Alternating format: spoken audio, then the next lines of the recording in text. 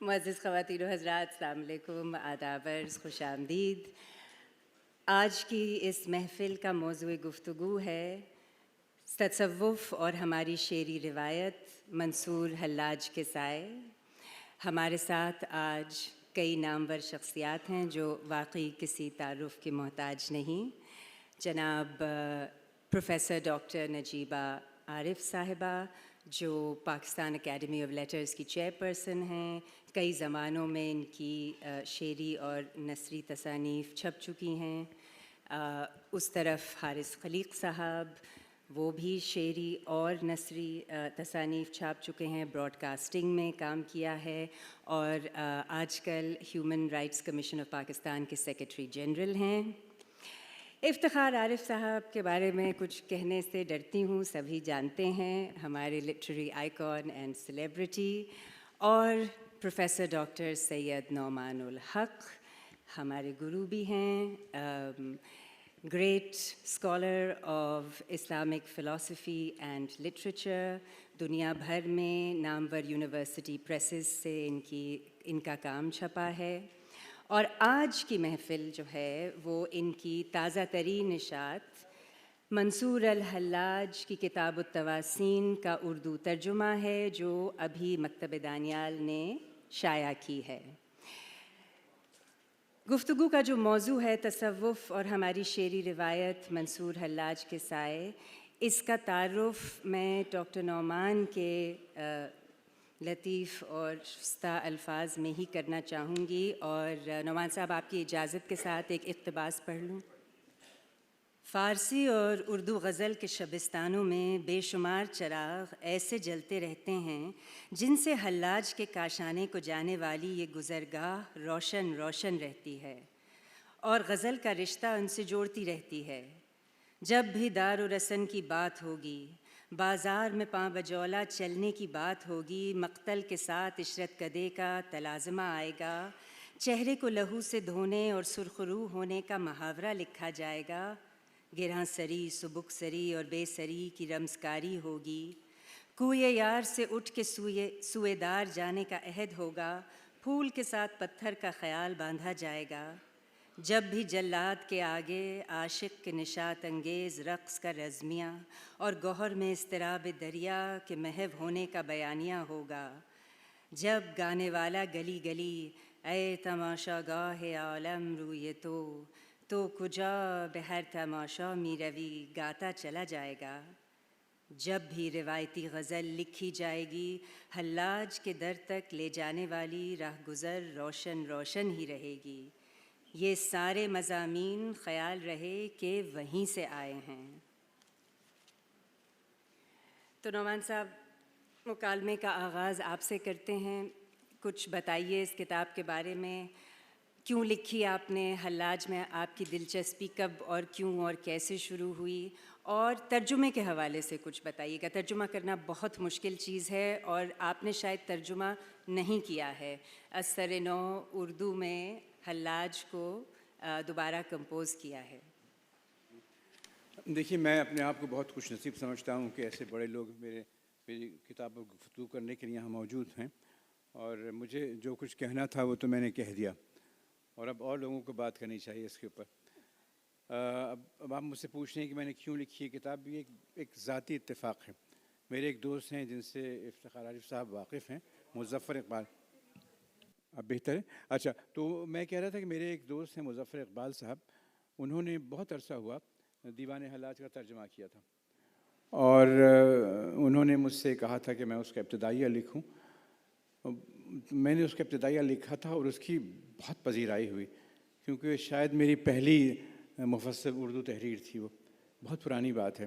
اس سے پہلے انگریزی میں میرے مضامین چھپتے رہے، اور اس قدر کہ شیخ ایاز صاحب بہت بے چین تھے مجھ سے ملنے کے لیے، اور جب میں پاکستان آیا ہوں تو یہاں کھڑے ہوئے تھے لوگ فضلی سنس کے دفتر کے آگے مجھ سے ملنے کے لیے۔ बेहद उसकी पजीराई हुई। तो एक तो मुझे मेरी हिम्मत अफजाई हुई, दूसरी ये कि हल्लाज के यहाँ जो एक उतार चढ़ाव है ख़यालात का और उसका जो आहंग है, लगता है जैसे वो सितारों के कारवान आ रहे हैं और जा रहे हैं और दरमियान में कुछ होता चला जा रहा है। तो उससे मुझे बहुत दिलचस्पी पैदा हुई और फिर मैंने बहुत वक्त लगाया इसके ऊपर। जानने वाले जानते हैं कितना मैंने वक्त इस पे लगाया है। हारिस यहाँ बैठे हैं, बहुत ज़माना हुआ। मैंने कुछ हिस्से इसके पढ़े थे यहीं कराची में, बहुत अरसा हुआ, तो मैंने बहुत वक्त लगाया इसमें। और हल्लाज की किताब जो है ऐसी है कि वो बग़ैर इस तरह के ताल्लुक़ के उस पर काम हो नहीं सकता, यानी उसमें उसको अपने अंदर जज़्ब करना पड़ता है और उसके बग़ैर काम हो नहीं पाता। तो ये बात है।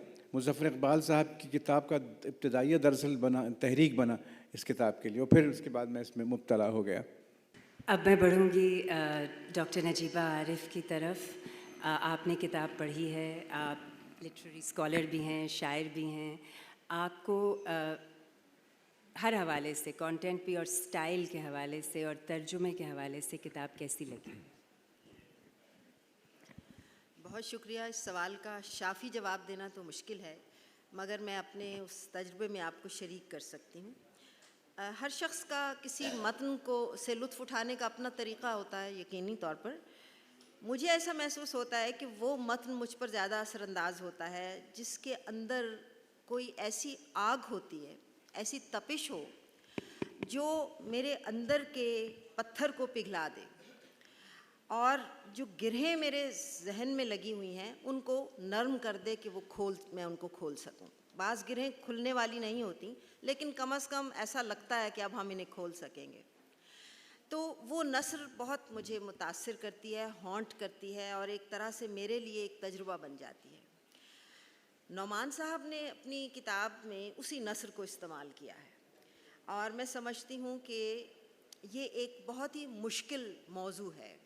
कंटेंट की आपने जहाँ तक बात की, हल्लाज हमारे यहाँ ज़ाहिर है अदब में एक इस्तिआरे के तौर पर, एक अलामत के तौर पर इस्तेमाल होते रहे हैं। हम में से बहुत से लोग उन्हें अपने अंदर छुपी हुई उस बगावत की अलामत समझते हैं जिसका हम अपनी ज़िंदगी में कभी इजहार नहीं कर सकते। हर शख्स ज़िंदगी में अंदर से कहीं ना कहीं बागी ज़रूर होता है, मगर ज़िंदगी के कॉम्प्रोमाइज़ और ज़िंदगी के जो दबाव हैं उनमें वो बागी छुपा रहता है। लेकिन जब हम उस बगावत के आसार किसी दूसरे शख्सियत में देखते हैं तो उसको एडमायर करते हैं, उसको आइडियलाइज़ करते हैं। हल्लाज को भी हमने अपने अदब में इसी तरह आइडियलाइज़ किया है, इस बात से क़त्ए नज़र कि तारीख़ी तौर पर हल्लाज की ज़िंदगी के मसाइल क्या थे, उन्होंने किन मौज़ूआत पर, किन निकात पर बगावत की या नहीं की, या उनकी बात को किस तरह समझा गया। तो इस कंटेंट को अगर हम आम सतह पर देखें, एक कारी की सतह पर, तो मुझे लगता है कि ये हमारे अंदर का वो जो एक रोमानवी बागी है उस हिस्से बगावत को तस्कीन देता रहा है। लेकिन हकीकत ये है कि हल्लाज की ये किताब जिसका तर्जुमा नौमान साहब ने किया है, ये किताब तसव्वुफ़ के मौजू पर है। अब ये एक अलहदा मुश्किल है कि ये तसव्वुफ़ का मौजू ऐसा है कि जिसकी हकीकत ही नागुफ्तनी है, उसको बयान नहीं किया जा सकता। अगर वो अल्फाज में समाया जा सके तो वो फिर साइंस का कुलिया बन जाए, एक फ़ॉर्मूला बन जाए, लेकिन ये फ़ॉर्मूला नहीं है। हर फ़ॉर्मूले से मावरा है। तो किसी ऐसी हकीकत, किसी ऐसी कैफ़ियत को अल्फाज में बयान करना जो अल्फाज के लिए है ही नहीं, जो अल्फाज के लिए बनी ही नहीं है। अल्फाज तो हमारे मौजूद तजुर्बात को, जो हमारे वजूदी तजुर्बात हैं, उनको बयान करने पर भी कादिर नहीं होते। अल्फाज तो ये भी नहीं बता सकते कि अपेंडिक्स का दर्द कैसा होता है। तो अल्फाज कहाँ ये बता सकते हैं कि इंसान का किसी मावराई ज़ात के साथ रिश्ता कैसा होता है, परवाना जब आग में जलता है तो उसकी क्या कैफियत होती है, वो क्यों जल रहा होता है, और जब वो जल रहा होता है तो उसके अंदर दर्द, अज़ियत और लुत्फ़ और लज़्ज़त के जज्बात किस तरह आमेज़ हो जाते हैं। ये वो बातें हैं जो बिल्कुल अल्फाज के बस से बाहर हैं, मगर हल्लाज ने उनको अपनी ज़बान में बयान किया। वो उनका तजुर्बा था और उस तजुर्बे को उन्होंने अपनी ज़बान में बयान किया। نعمان صاحب نے بالکل ٹھیک کہا کہ انہیں یہ خود پر بتانا پڑا ہوگا. مجھے نہیں معلوم ان کی روحانی واردات کیا رہی ہوگی، لیکن مجھے یہ محسوس ہوتا ہے کہ انہوں نے حلاج کے اس تجربے کو اپنے آپ پر جس طرح وارد کیا ہے، اس کے نتیجے میں یہ کتاب وجود میں آئی ہے. اور آپ نے ٹھیک کہا کہ انہوں نے ایک طرح سے اس کو ریکریٹ کیا ہے. اس کتاب کو ریکریٹ کرنے کا یہی مطلب ہے کہ آپ اس تجربے کو خود اپنے وجود پر اترتا ہوا محسوس کریں اور پھر اس کو بیان کریں. جی نعمان صاحب اب آپ کچھ پڑھ کے سنائیں گے کتاب میں جی سے؟ ایک بات تو آپ نے بہت اچھی بات یہ کہی، جو ابھی ڈاکٹر نجیب عارف نے بھی اس بات کو دہرایا کہ یہ کتاب نثر کی ہے، نظم کی نہیں ہے، اور گویا اس کی تشکیل نو ہوئی ہے. اب اس کو پڑھیے تو اس طرح لگتا ہے جیسے نظم ہے. یہ نظم نہیں بلکہ نثر ہے. میں نے اس کو اس طرح کیا ہے کہ اس میں ایک آہنگ جو پیدا کیا حلاج نے میرے اندر، اس کا اظہار ہو گیا ہے. میں یہ پیراگراف اس لیے پڑھنا چاہتا ہوں کہ اس میں تھوڑا سا تعارف اس کتاب کا ہے.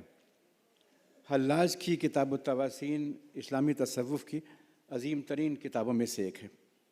اس کا والہانہ پن، سرشاری و مستی، جوش عقیدت، اس کے اثار و رموز، اس کے تخیل کے تانے بانے، اس کے نغمے اور گیت، یہ سب کچھ یوں لگتا ہے کہ یہ سب یوں لگتا ہے کہ الفاظ رقص میں ہوں، جیسے جوش بادہ سے شیشے اچھل رہے ہوں.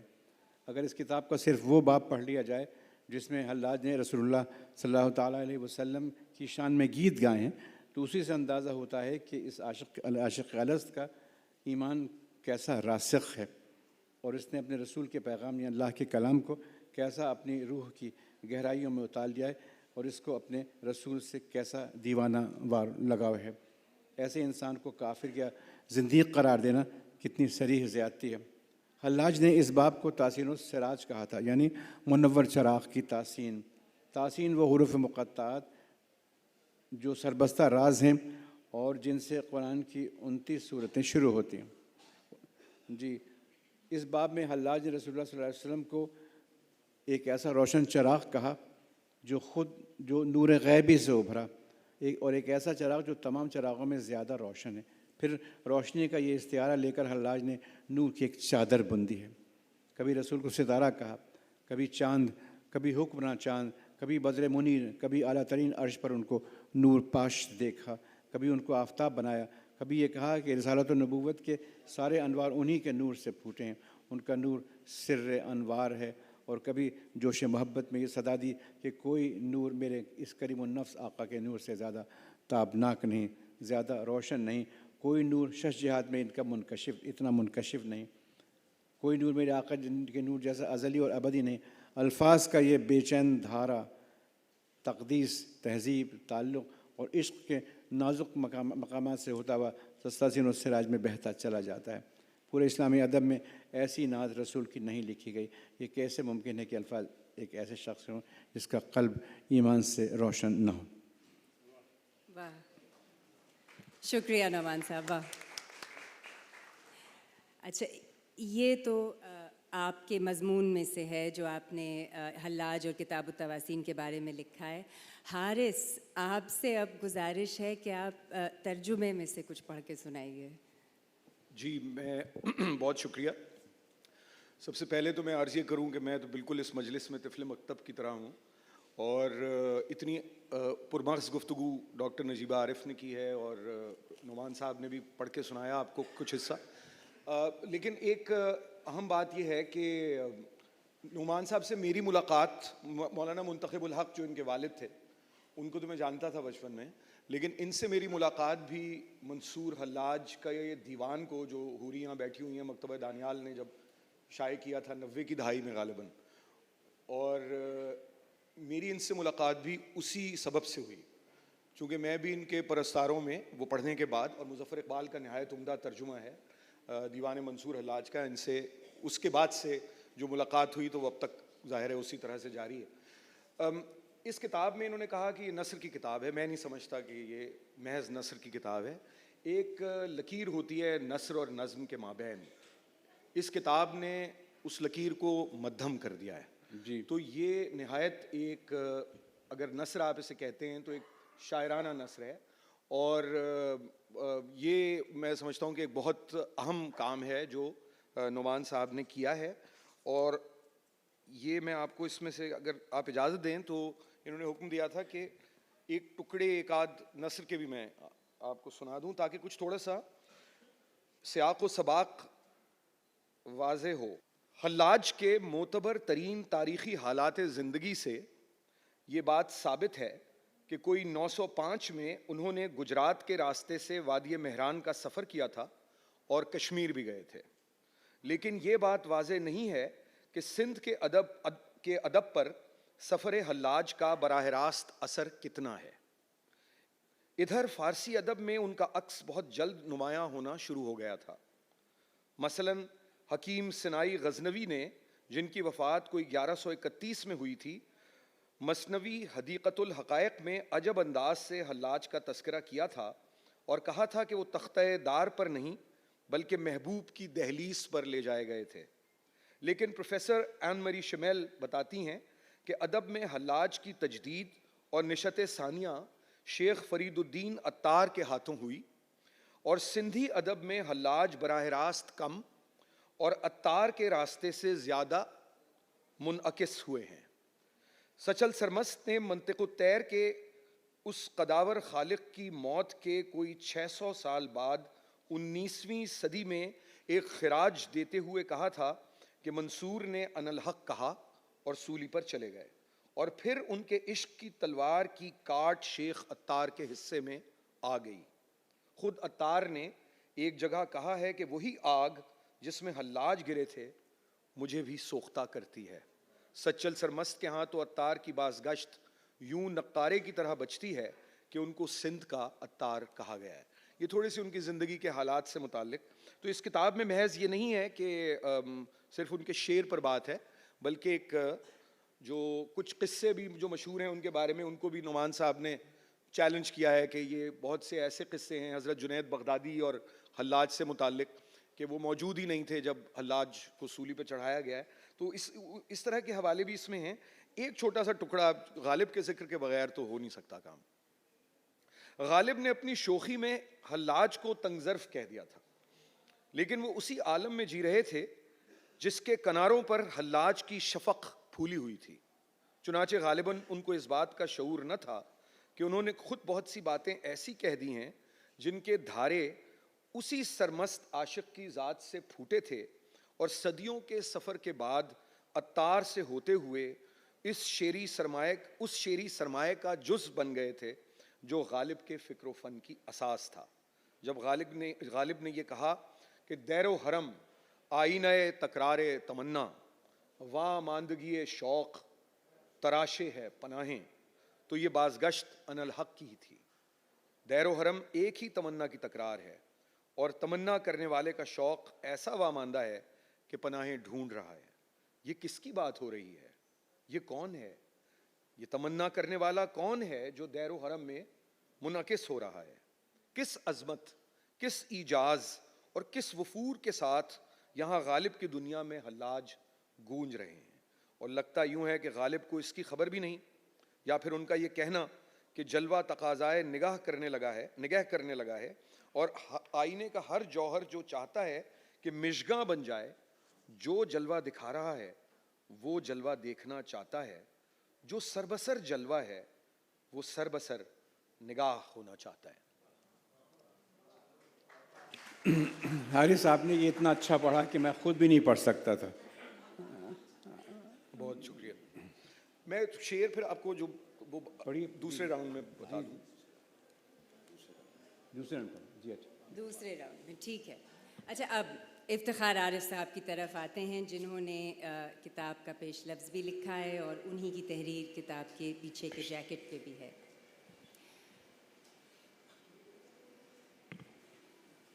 افتخار عارف صاحب لکھتے ہیں التواسین کے موضوعات، اسرار و رموز کی ایک دنیا، حجاب اندر حجاب اور وفور و کیف و جذب و مستی کا جہان رقصاں اور نثر کا لحن و آہنگ کے آئینہ خانہ حیرت میں دم مارنے کی اجازت نہیں. نعمان نے حق ادا کیا، مختار مسعود ہوتے تو داد دیتے، محمد حسین آزاد سینے سے لگا کے پیشانی پر بوسہ دیتے۔ تو افتخار صاحب یہ آپ نے کیوں لکھا؟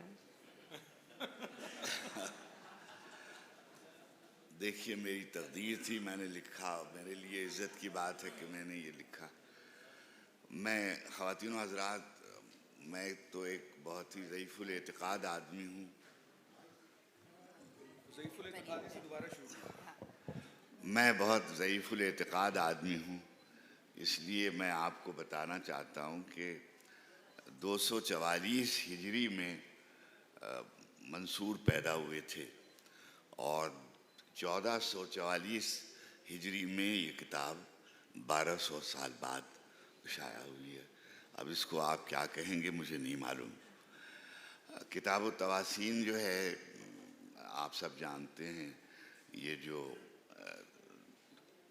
توئے اور سین اور الف لام میم اور الف لام را اور کاف میم صاد، یہ جو حروف مقطعات قرآن حکیم میں ہیں، یہ بہت ہی حجاب اندر حجاب کچھ تحریریں ہیں۔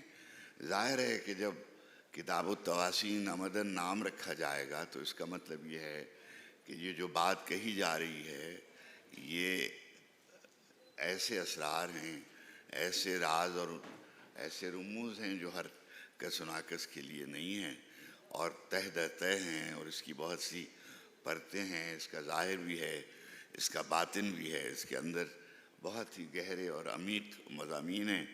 اب ظاہر ہے کہ یہاں پر بعض ایسے لوگ تشریف فرما ہیں جو یعنی اہل ظاہر جنہیں ہم کہتے ہیں نا، جو فقیہ اور جنہوں نے فتوے لگائے تھے اور جنہوں نے ابھی حارث میاں نے بہت ہی اچھی عبارتیں ان کی پڑھی۔ ہمارے یہاں شاہ عبداللطیف بھٹائی پر بھی ان کا بہت ذکر ہے، رسالے میں ایک سر بھی ان سے منسوب کیا ان کے بارے میں ہے، اور ہمارے یہاں داتا گنج بخش رحمۃ اللہ علیہ نے، اور اگر فرض کیجئے اردو میں یا جنوبی ایشیا میں حلاج کا ذکر آئے اور اقبال کا ذکر نہ آئے تو بڑی زیادتی ہوگی۔ اقبال ان لوگوں میں ہیں جو اقبال پہلے انہوں نے منصور سے اپنی دوری کا اظہار کیا اور بہت ایک الگ جو مکتب ہے منصور کے خلاف اس سے تعلق رکھتے تھے۔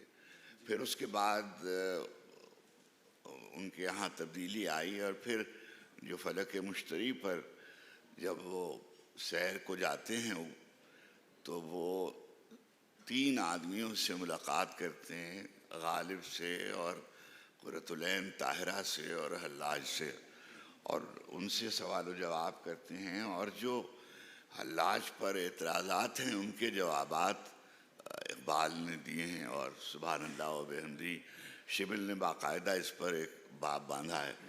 اور میں آپ سے گزارش کروں، میں بالکل اس میں مبالغہ نہیں کر رہا ہوں، میں نے اردو کی دوسری کتابیں جس میں ترجمے ہوئے ہیں وہ بھی میری نظر سے عثمانی صاحب کا ترجمہ گزرا ہے، بابا ظہین شاہ تاجی علیہ الرحمہ کا ترجمہ میری نظر سے گزرا ہے، روز بہار بخلی کی کتاب جو ماسینوں کی جو پیشن آف لو جو ہے، مصائب حلاج، جو میں نے جیسے جتنی بھی میری سمجھ ہے میں نے پڑھنے کی کوشش کی، مگر میں آپ سے بالکل کسی مبالغے کے بغیر یہ بات کہتا ہوں کہ جیسا جذب اور جیسی سرمستی نعمان کی نثر میں اور لحن اس کا شاعرانہ ہے، مگر نثر ہے اور پوری قوت سے لکھی گئی، اور جو گرمی آپ کو یعنی مجھے تو عربی نہیں آتی لیکن جو توڑ توڑ کے پڑھنے میں بھی ایک آہنگ، جیسے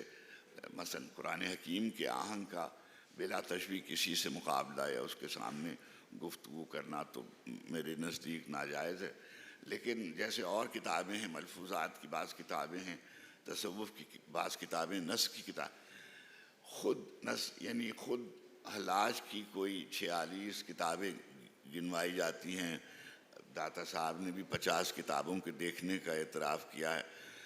ان ساری کتابوں میں کتاب التواسین جو ہے وہ سب سے اہم رہی اور سب سے زیادہ زیر بحث آئی اور سب سے زیادہ اس پر بات ہوئی.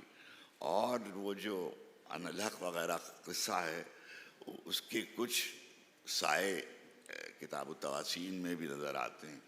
اور ظاہر ہے کہ کشف کے اس حصے کو اہل تصوف جو ہیں یہ باری میاں بیٹھے ہوئے ہیں شطحیات سے تعبیر کرتے ہیں انالحق کو.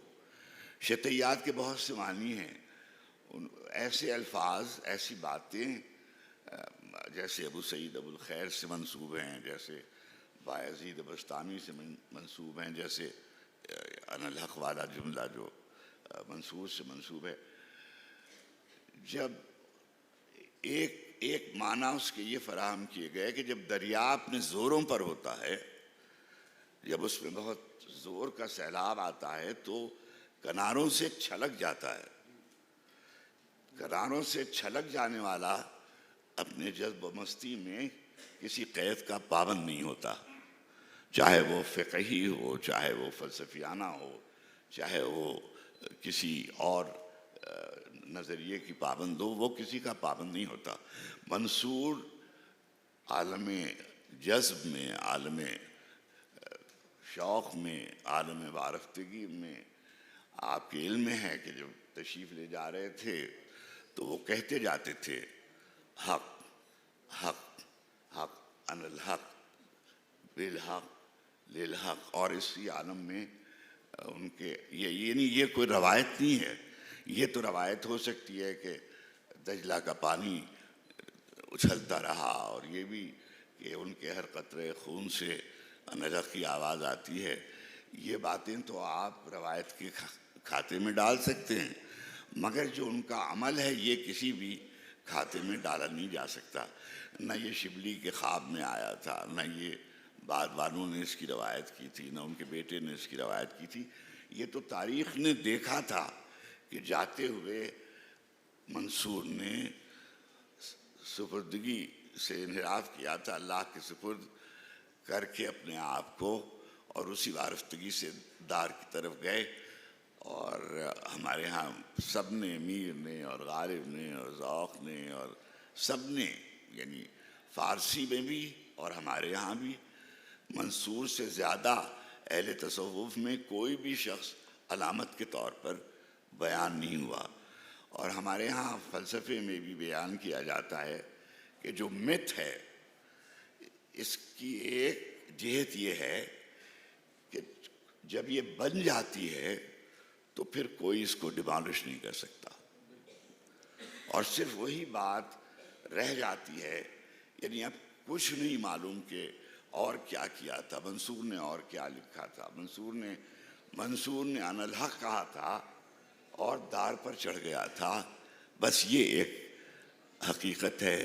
اور اسی کو اچھا اب اردو میں جو ترجمے ہوئے ہیں میں ان کے بارے میں میں بلا کسی خوف تردید کے یہ بات کہتا ہوں کہ ایسی تخلیقی نثر میری نظر میں نہیں. میں نے لکھا ہے, میں نے اس کو کوئی, اور میں تو بالکل واضح طور پر کہہ دیتا اگر مجھے ان کی نثر پسند نہیں آتی. میں مظفر اقبال جو میرے دوست ہیں اور نعمان میاں کے بھی دوست ہیں, انہوں نے بھی بے انتہا خوبصورت ترجمہ دیوان کا کیا تھا اور حوری نے اسے چھاپا تھا.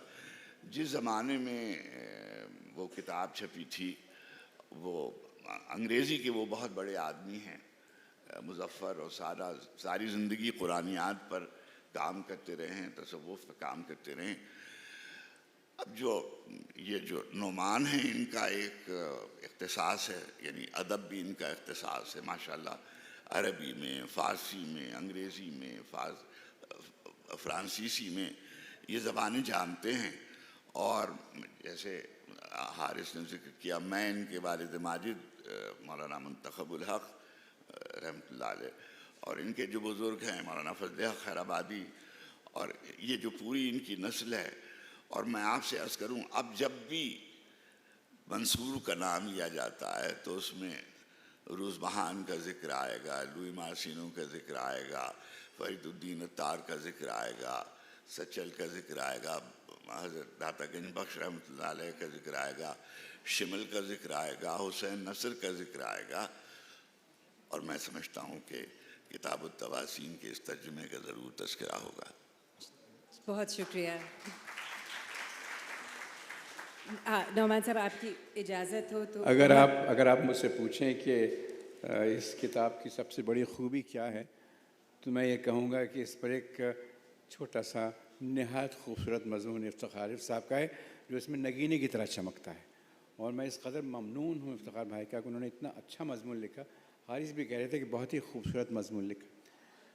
اگر آپ مجھے اجازت دیں تو ایک حصہ میں پڑھنا چاہتا ہوں۔ میں نے تذکرہ کیا فیض صاحب کا، آپ جانتی ہیں اس مضمون میں، تھوڑا سا میں پڑھ دوں، اس کے بعد پھر حارث کے حوالے۔ جب موسم گل آیا تو میر صاحب نے دیکھا کہ نخل دار پر جو بار آیا ہے وہ منصور ہی کا بار ہے۔ موسم آیا تو نخل دار پہ میر سر منصور ہی کا بار آیا۔ کیسے دھیمے لہجے میں، کتنی آہستگی سے میر صاحب نے چھوٹی سی بہر کے 2 مصروں میں حلاج کی پوری داستان بیان کر دی ہے۔ پھول شاخ سے ٹوٹتے بھی رہتے ہیں اور اسی شاخ سے پھوٹتے بھی رہتے ہیں۔ وجود کی یہ کروٹیں موت سے حیات اور حیات سے موت کا ظہور، تخلیق کی یہی رنگا رنگی سر کائنات ہے۔ اور اسی راز کو پانے کی جستجو میں اقبال لالۂ صحرا کے پاس گئے تھے اور اس سے پوچھا تھا کہ وہ شاخ سے پھوٹ کر آخر کیوں باہر نکلا ہے؟ اگر یہ لذت پیدائی ہے تو اس پیدائی کی منزل کہاں ہے؟ حلاج کی موت بھی ان کے وجود ہی کی ایک کروٹ تھی، اور اس بات کو وہ خوب سمجھتے تھے۔ اسی وجہ سے کس نشاط سے وہ نخل دار کی طرف گئے تھے، اور جب ان کی طرف شبلی نے پھول پھینکا تھا تو ان کو رنج ہوا تھا، کیونکہ یہ بات شبلی کو معلوم ہونی چاہیے تھی کہ خیال زخم سے حلاج کی نگاہ کا دامن پہلے ہی پرگل ہے، پتھر پھینکنا چاہیے تھا۔ میر صاحب نے دیکھ لیا کہ حلاج کی حیات نو موسم گل میں منکشف ہو رہی ہے، نخل دار پر نیا بار پھوٹا ہے، یہ بار سر منصور ہی کا ہے۔ ایک عجیب و غریب بات یہ ہے کہ میر کا یہ شعر فیض صاحب کی سر وادی سینہ کا سرنامہ بن کر آیا۔ فیض صاحب کے محیط میں موج در موج حلاج کے لہو کی سرخی بہتی چلی گئی ہے، اور یوں ہے کہ داستان ابن منصور ان کے تخیل کے خمیر میں ہے، اور ان کی فکر کے نگار خانے کے رنگ، رمز، علامات اور اشتعارے زیادہ تر اسی دنیا سے آئے ہیں جیسے فرید الدین عطار نے اس داستان کے گرد آباد کر دیا تھا۔ فیض صاحب لوہو کا سراغ ڈھونڈتے پھرتے تھے، لیکن ان کو نہ تو خاک پر کوئی دھبا نظر آتا تھا، نہ بام پر کوئی داغ دکھائی دیتا تھا، آستینوں پر نشان بھی نہیں تھا، لب خنجر سرخ بھی نہیں تھا، نوک سنا بے رنگ، دست قاتل صاف، رزم کا خاموش۔ یہ داستان ابن منصوری کی تو ہے۔ فیض صاحب آس لگائے بیٹھے تھے کہ شاید کسی دن وہ سخن کشتہ نگاہوں پر افشا ہو جائے جس سے ہر سادہ برق خون ہے۔ ایک پیراگراف اور پھر جب فیض صاحب نے پکار کر بازار میں پابا جونا چلنے کو کہا تو شعر میں داستان منصور کی تجسیم کرتے چلے گئے۔ آئینہ عطار نے دست تہ سنگ میں ابتدائی حلاج کا سارا کرب اور حلاج کے سارے خون کی سرخی شبیہ در شبیہ منعکس کر دی ہے۔ کیا عجیب بات ہے کہ اخبار الحلاج، حکایت ابن خفیف اور قصہ حلاج کے آثار سینکڑوں برس بعد فیض کے ہاں پائے جائیں۔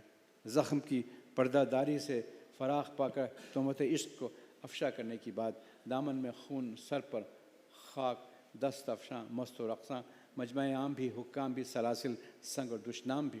یہ شبیہ در شبیہ داستان ابن منصور کی ایسی پاکیزہ اور متحرک تجسیم شاید ہی پوری اسلامی دنیا کے ادب میں کہیں اور مل سکے۔ اور پھر اس داستان کی تمام شعری علامتیں فیض کے ہاں جگہ جگہ ناچتی پھرتی ہیں۔ کبھی تاکید کرتے ہیں کہ دست و کشکول نہیں، کاسہ سر لے کے چلو۔ کبھی تنبیہ کرتے ہیں کہ میرے تن سے حذر کرو کہ اس میں لہو ہی کتنا ہے، اس لہو کا واویلا کسی کو نہیں لبھائے گا۔ کبھی گاتے ہیں کہ زندہ زندہ شور اناحق، محفل محفل قلقل میں۔ کبھی اس سے جس کا سر منتظر تیغ جفا ہے کہتے ہیں کہ بول، ابھی تیرے لب آزاد ہیں، زبان تجھ سے ابھی نہیں چھینے گئی، ابھی تیرا ستما جسم بریدہ نہیں ہوا ہے۔ دیکھ زنجیر کا دامن پھیل رہا ہے، قفلوں کے دہانے کھل رہے ہیں، بول جو کچھ کہنا ہے کہہ لے۔ واہ واہ۔ بس کیا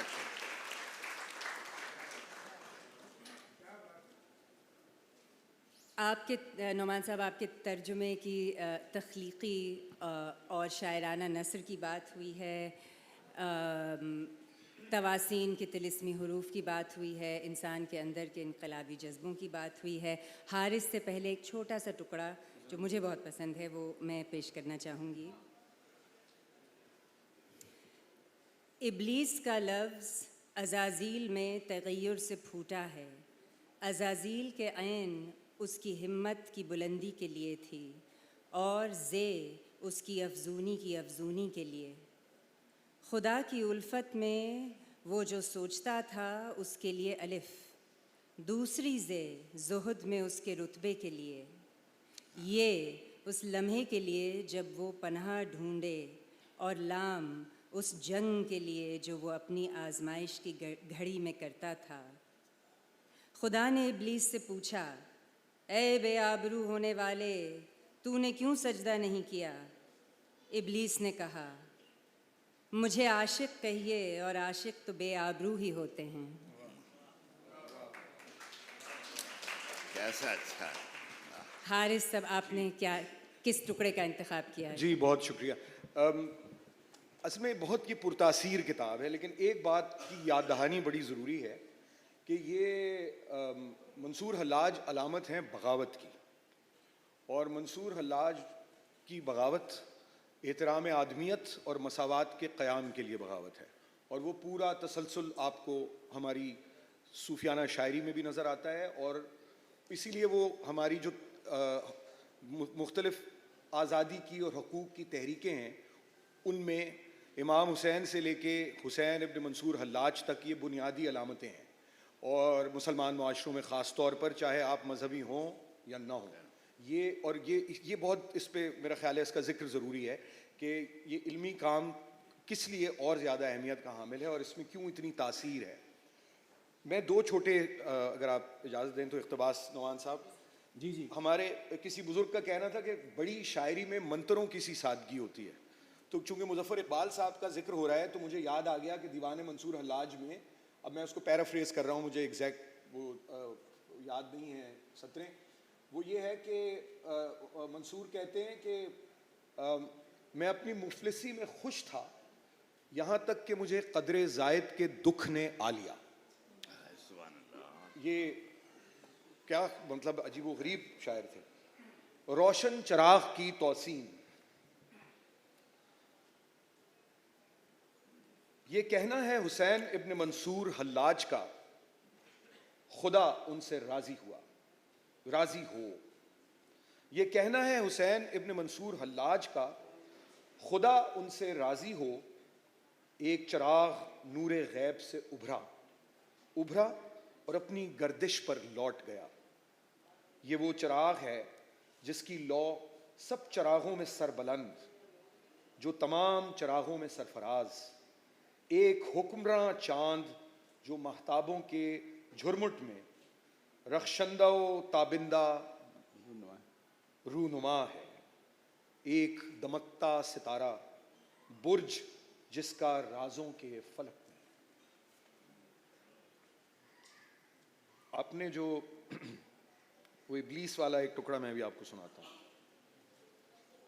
اور وہ جو اقبال کی آپ نے بات کی، تو اقبال کے ہاں بھی جو ابلیس کا پورا جو کردار ہے اور جو تصور ہے جی اس کی بنیاد پتہ چلتی ہے۔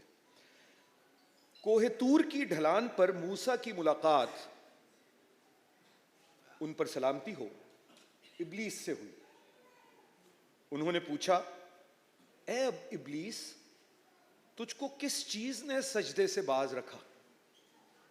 اس نے کہا، مجھے باز رکھا میرے اس دعوے نے کہ معبود یکتا و یگانہ اور صرف ایک ہے۔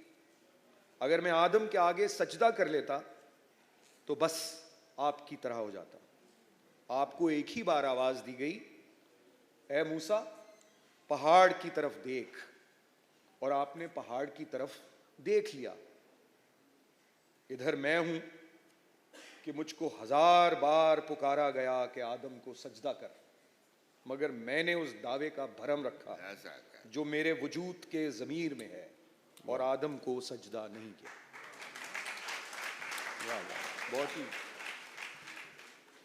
जी मैं बस एक बात कहना चाह रहा था कि जो किताब तवासीन का जो मरकज़ी किरदार है वो नबी करीम अलैहिस्सलातु तस्लीम की ज़ात गिरामी जी बेशक बेशक और हकीकत मोहम्मदिया का बयान है जो उन्होंने किया। और इकबाल ने इसकी मैं समझता हूँ कि सबसे बड़ी वकालत हमारे ज़माने में नहीं मुतक़द्दिमीन में से ले के अभी तक किसी ने नहीं की जैसी इकबाल ने अपने मसनवी में की।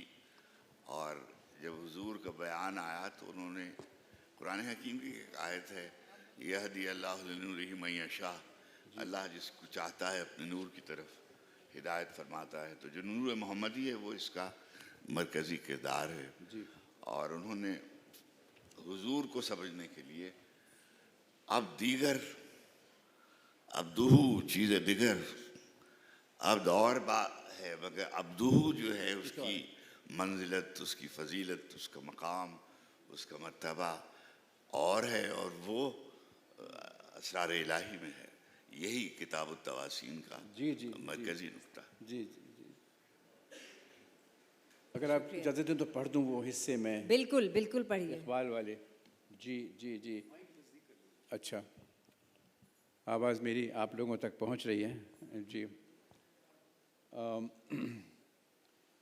जावेद नामे में इकबाल ने फ़लक मुश्तरी में हल्लाज गालिब क़ुर्रतुल ऐन ताहिरा और इब्लीस को यकजा कर दिया है। यहाँ गालिब और ताहिरा ने बहुत मुख्तसर गुफ्तगू की, तवील तरीन गुफ्तगू हल्लाज और इब्लीस की है। ये शायर मशरिक़ का तारीख़ साज कमाल है कि उन्होंने हल्लाज की ज़बान से ऐसी बातें कहलवाएँ कि इस अज़ीम सूफ़े के बहुत से ख़यालात की तौज़ीह हो गई। कुरान करीम की सूरतुल इसरा की पहली आयत में जो वाक़े मेराज के अक़ीदे की असास है, रसूलुल्लाह सल्लल्लाहु अलैहि वसल्लम को अब्दुहु यानी खुदा का बंदा कहा गया, उसका यानी खुदा का बंदा कहा गया। ये अब्द और अब्दुहु का फ़र्क नहायत बारीक और मानी ख़ेज़ है। इक़बाल ने हल्लाज की ज़बान से कहलवाया है कि हम आम इंसान हम सब बस अब्द हैं, जबकि रसूल करीम अब्दुहु हैं। इस नुक्ते को इक़बाल ने इस खूबी से रोशन किया कि अनल हक़ के बहुत से असरार मुनकशिफ हो गए। अब दीगर अब्दुहु चीज़ें दिगर मा सरापा इंतज़ारू मुंतज़र अब्दुहु बा इब्तिदा बे इंतहास अब्दुहु रा सुबह शाम माँ कुजास्त कस सिर अब्दुहु आगानीस अब्दुहु जुस सिर इल्लल्लाह नीस्त ला इला तेगे दुदम उ अब्दुहु फाशतर खाही बिगो हु अब्दुहु। जब अपने नगमे गाकर हल्लाज कायनात की गहराइयों में गुम हो गए तो इक़बाल का दिल दुख गया। कहा देखो मेरे इश्क को शोरीदा तर करके चला गया, मेरी अक़ल को साहिब नज़र बनाया और अफलाक की वसतों में कहीं दूर निकल गया। उन्होंने आँखें बंद की कि शायद अपने अंदर हल्लाज को पालें, अपने दीद और दिल में उनको ढूंढ लें, मगर हल्लाज दूर निकल गए थे। इक़बाल का हल्लाज तारीख़ी नहीं था, इक़बाल का हल्लाज मावरी था। अच्छा चंद हिस्से इन्होंने एक मौके पर मुझे बुलाया गया था। ये जो राइटर्स एंड रीडर्स कैफ़े है यहाँ आर्ट्स काउंसिल में जी, तो मैंने कुछ गुफ्तगू की थी अखबार पर हल्लाज पर। तो मुझसे किसी ने कहा था कि आप उनके कुछ शेर सुना दीजिए, और मैं नहीं सुना पाया था इसलिए मेरे जहन में था नहीं उस वक्त। तो उनका एक बहुत मशहूर अरबी का शेर है और आप सब लोग समझ जाएंगे इसलिए कि बहुत आसान है, जिसकी बाज़गश आज तक हम सुनते रहते हैं। रही तो रब्बी बिआइन क़ल्बी, मैंने अपने रब को अपने क़ल्ब की आँख से देखा। रही तो रब्बी बिआइन क़ल्बी फ़क़ुल्तु मन अंता फ़क़ाला अंता, मैंने पूछा तू कौन है, उसने कहा तू।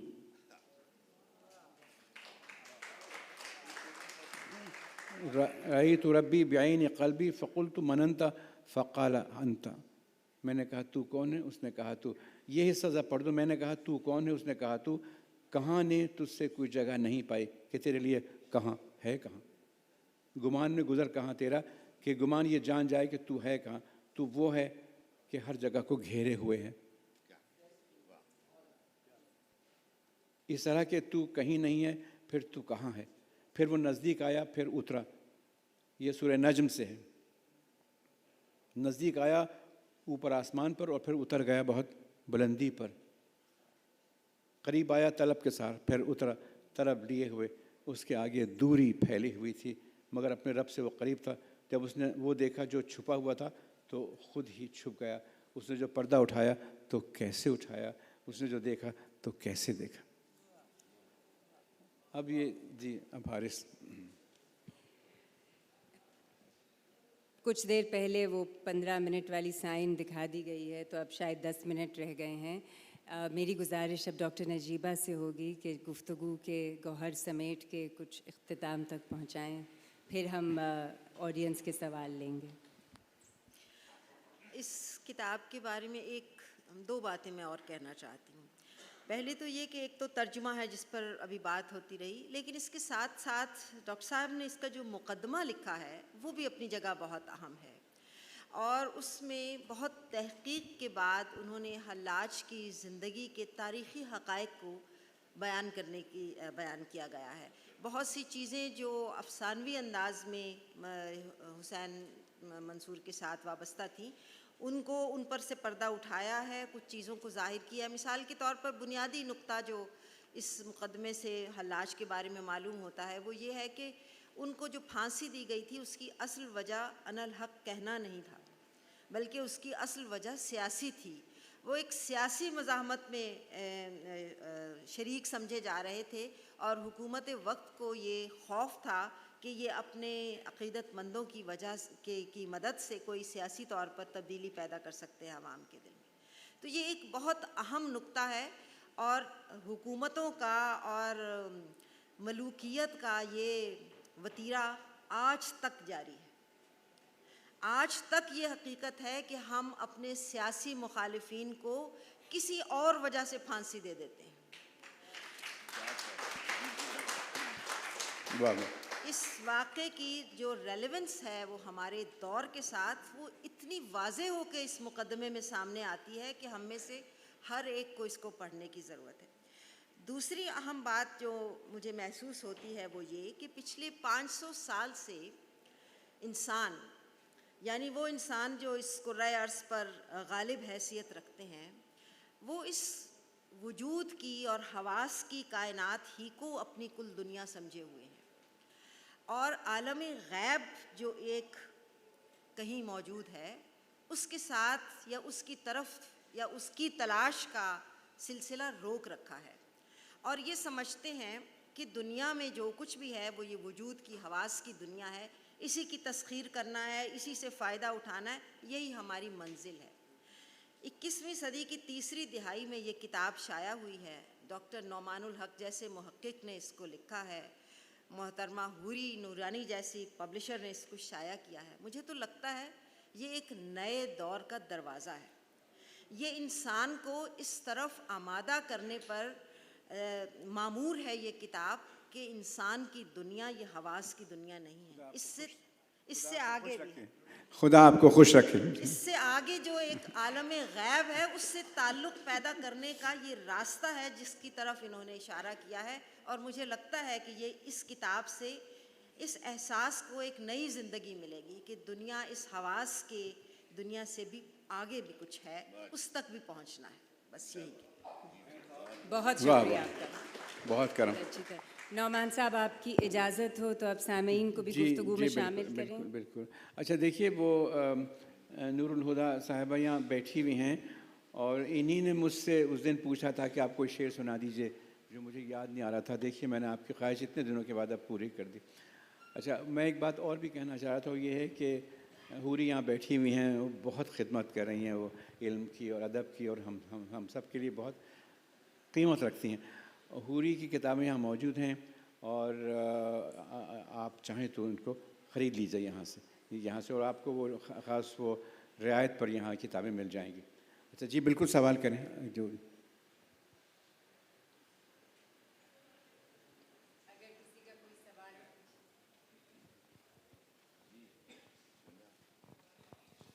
अस्सलाम वालेकुम, मेरा नाम राशिद अली है सर। मेरा सवाल जो है सर नोमान अलग से। सर मेरा ये सवाल है कि जैसे मंसूर का बर सगीर में ज़िक्र है ना, शायरी में, किसी दुनिया के और अदब में ایسے ہی کردار کو پایا گیا ہے جیسے کوئی اور ادب ہو، یورپ کا ہو، جاپانی ادب، کوئی بھی ہو؟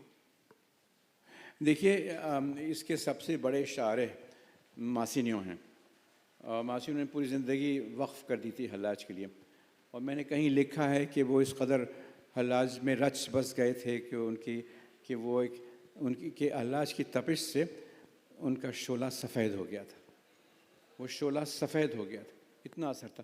اور انہوں نے حضرت عیسیٰ جو ہم لوگ نہیں تسلیم کرتے ہیں، ان کے مصلوب ہونے کو ان سے ان کا موازنہ کیا ہے کہ وہی صورتحال ہے جو حضرت، تو گویا ان کی حیثیت ان لوگوں نے وہی قائم کر دی جو حضرت عیسیٰ کی عیسائیت میں ہے۔ تو اس طرح کی باتیں تو ہوئیں، بلکہ کچھ لوگوں نے یہ بھی کہا ہے کہ دراصل وہ عیسائی ہی تھے، مسیحی تھے، یہ بھی کہا گیا۔ تو یہ ہے بہت مماثلت محسوس ہوتی تھی ماسینیو کو حضرت عیسیٰ سے، اور وہ تھے کیتھولک، بہت شدید کیتھولک تھے وہ، بلکہ وہ تو ان کو کیا نام ہے سینٹ ہوڈ بھی دلانے والے تھے کہ وہ جیسے وہ سینٹ آگسٹین ہے ویسے سینٹ حلاج ہو جاتے۔ تو یہ ہے صورت۔ بسم اللہ الرحمن الرحیم، السلام علیکم۔ میری خوش نصیبی یہ کہ اتنے عظیم علمی ادبی شخصیات میں بیٹھا ہوں، مجھے اچھا بھی نہیں لگا، لیکن میں حارث صاحب سے ملتمس ہوں کہ جو حضرت عثمان مروندی صاحب نے کلام کہا تھا، نمی دانم کے آخر چوں دم دیدار می رقصم مگر نازم بیں ذوقے کے پیشے یار می رقصم، تو اس کا جو ایک مقطع ایک شعر تھا کہ منم عثمان مروندی یار خواجہ منصورم ملامت می کنت خلقے اور من بردار می رقصم۔ تو یہ جو انہوں نے بھی بہرحال اپنے آپ کو کہا کہ میں ان کے ساتھ ہوں اور مجھ پہ جو بھی کیا کہتے ہیں بردار کریں، لیکن یہ جو ایک تاثر سا ہے ملامت کا with the passage of time, جب اتنی عظیم شخصیات نے ان کے ساتھ اپنے آپ کو جوڑا اور اس کا اقرار بھی کیا، تو یہ کچھ کم ہوا ہے، اور اس طرح جو کتاب آئی ہیں ان کے حوالے سے بھی۔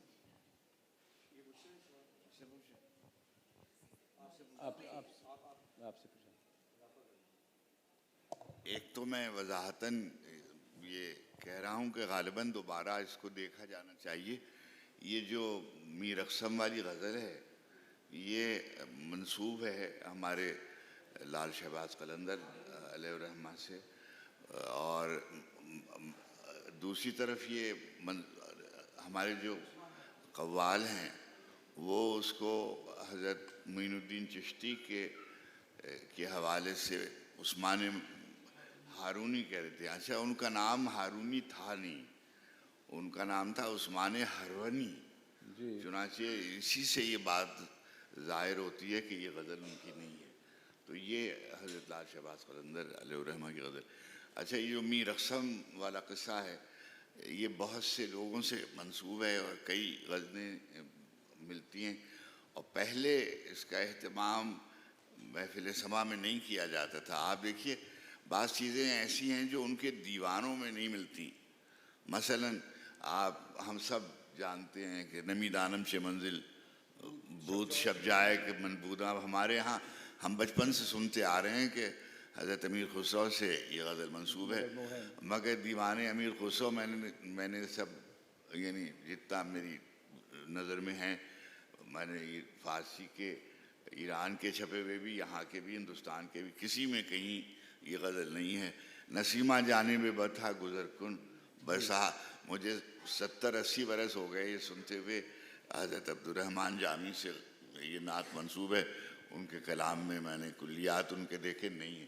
تو یہ وہ چیزیں ہیں جو منسوب ہو جاتی ہیں، لیکن یہ جو میں نے پہلے گزارش کی تھی کہ جو متھ بن گئی ہے اور جس کی طرف اشارہ کیا، دیکھیے ان پہ الزام لگا پہلے کہ وہ وحدت الوجودی ہیں، پھر ان پر الزام لگا کہ وہ قرمتی ہیں، ان پر یہ بھی الزام لگا نور بیٹھی ہوئی ہیں۔ نور جب وہ یہاں تشریف لائے تو کہا یہ جاتا ہے کہ جو ملتان ہمارا ہے، سندھ میں آئے اور سندھ سے ملتان گئے، ملتان سے کشمیر ہوتے ہوئے تاجکستان گئے، کہا یہ جاتا ہے کہ وہ قرمتی تھے۔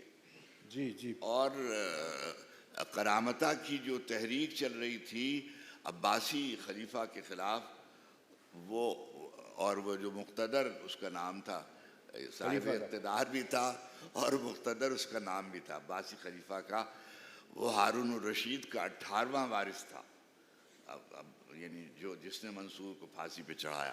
اچھا، اب اس پہ یہ بھی الزام تھا کہ اس نے غیر عرب جو لوگ ہیں ان کو متحد کیا تھا، جو غلاموں میں تھے، جو مملوک تھے، اور ان کا اس نے حلقہ قائم کر رکھا تھا۔ یہ بھی تھا کہ اس نے یہ بھی کہا کہ عرب نیشنلزم کے خلاف تھا، اور جب وہ حج کر کے واپس آئے تو انہوں نے کہا کہ آپ اپنے گھر میں بیٹھیں اور اپنے حجرے میں رکھیں اور اپنے دل کے کعبے پہ نظر کریں اور اس کا طواف کریں اور اس کا ذکر کریں۔ یہ سب الزام ان پر، میں یہ نہیں کہہ رہا ہوں، یہ الزام ان پر لگائے گئے۔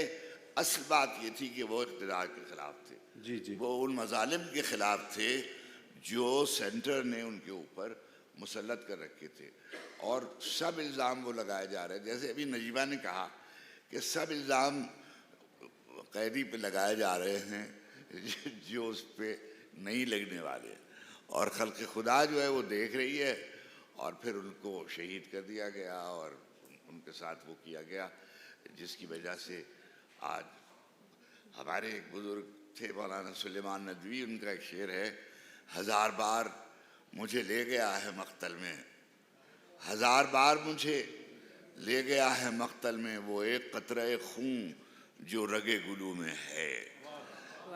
ہر انسان کے بدن میں ایک خون کی بوند ایسی ہوتی ہے جو اس سے مطالبہ کرتی رہتی ہے کہ بھیا سچ بول دو، ابھی بھی وقت ہے، آپ سچ بول دو۔ حارث آپ بھی کچھ کہنا چاہ رہے تھے؟ چھوٹی سی نہیں، یہ تو انہوں نے بڑی جامع گفتگو کی ہے، لیکن میں اس میں آپ نے کہا کہ آج تک اثرات ہیں، بالکل ہیں۔ اصناف اور زبان وقت کے ساتھ بدلتی ہے، لیکن جو اثرات کی آپ نے بات کی کہ منصور کے اثرات ہیں، یا یہ جتنے ہمارے یعنی بزرگ گزرے ہیں یا جو شہداء ہیں، بالکل ان کے اثرات اسی طرح آج کی شاعری میں بھی موجود ہیں، لیکن زبان اور اصناف کا فرق ہے۔ ڈاکٹر نجیبہ آپ بھی؟ بس ایک آخری بات جو میں کہنا چاہتی ہوں وہ یہ کہ کتاب کے کانٹینٹ پہ تو بہت بات ہوئی ہے، لیکن کتاب جتنی خوبصورت چھپی ہے اس پر بھی بات ہونی چاہیے۔ یہ خوبصورتی ایسی نہیں ہے جو اوپر سے لاگو کی گئی ہے، یہ اس کے اندر سے پھوٹتی ہوئی محسوس ہو رہی ہے، اور متن سے اس قدر پیوست ہے کہ اتنے خوبصورت متن کو اسی خوبصورت طباعت میں سامنے آنا چاہیے تھا۔ حوری آپ کو بہت مبارک ہو۔ اس کتاب کو سراہانے رکھنے کی بہت ضرورت ہے۔ چلے اس بات پہ ایک آخری سوال، پھر وقت ختم ہو گیا ہے۔ نعمان صاحب سے سوال ہے، افتخار عارف صاحب سے بھی جو بھی جواب دے اس کا۔ بہت سے تراجم صوفی، میں عام طور پر کہا جاتا ہے صوفی شاعری، لیکن میں ذرا سے ایک اور نظر سے دیکھتی ہوں، لیکن بہت سے تراجم جیسے رومی کے بہت سے انگریزی میں تراجم ہیں، شاہ لطیف کے بھی ہم نے بہت سے تراجم دیکھے ہیں، اور اسی طرح بہت سے۔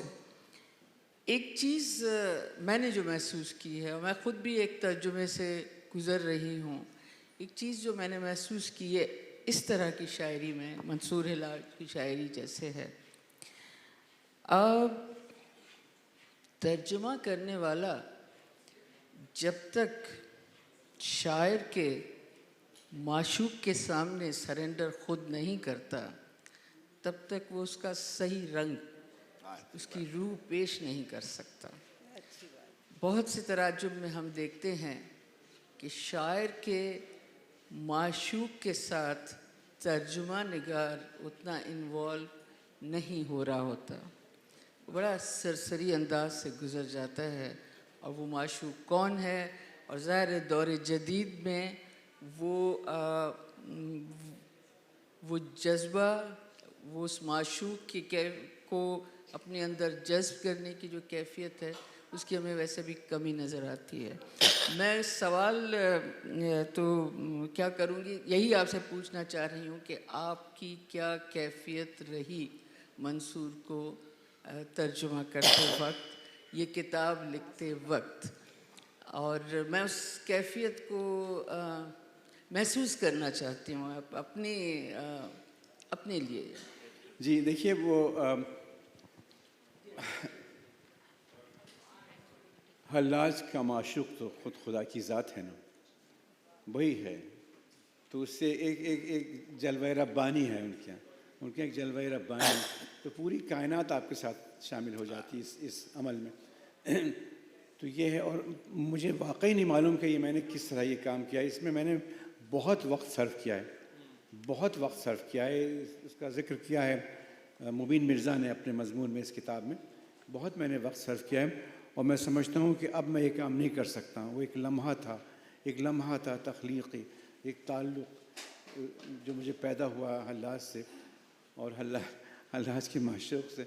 मैं ये तो नहीं कहता कि उससे कुछ मुझ में एक कैफ़ियत पैदा हुई है आलम बाला में पहुँचने की, लेकिन वो एक लम्हा आता है और उसको मैं बयान नहीं कर सकता। आप जानती हैं कि तख्लीक़ी अमल को बयान नहीं किया जाता, वो राज़ी तो है ना, इसीलिए ने उसको तवासीन कह दिया ना, तो और सीन। ये जो हरूफ मुक़त्ताआत हैं, ये सरबस्ता राज हैं। ये है क्या? अलिफ लाम मीम यासीन और तौहा, इसका मतलब क्या है नहीं मालूम। तो उसको उन्होंने दोहरा दिया है, तवासीन कर दिया उसको, उन्होंने उसका मुरक्कब बना दिया है। तो मैं आपसे सच कहूँ कि मेरी समझ में नहीं आता कि मैंने कैसे किया ये काम। वाकई मैं हैरान होता हूँ कि काम मैंने कैसे किया, और इतना वक्त मैंने इसके ऊपर सर्व किया।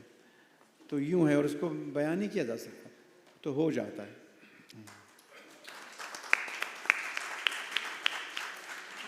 ख़वातीन व हज़रात, अगर वक्त ख़त्म हो गया है। हमें 2 दफ़ा पर्ची दिखा दी गई है, तो बहुत माजरत के साथ हमें महफ़िल इख्तिताम पे ऐलान पहुंचानी कर पड़ेगी। आप सबका बहुत बहुत शुक्रिया। आप ऐलान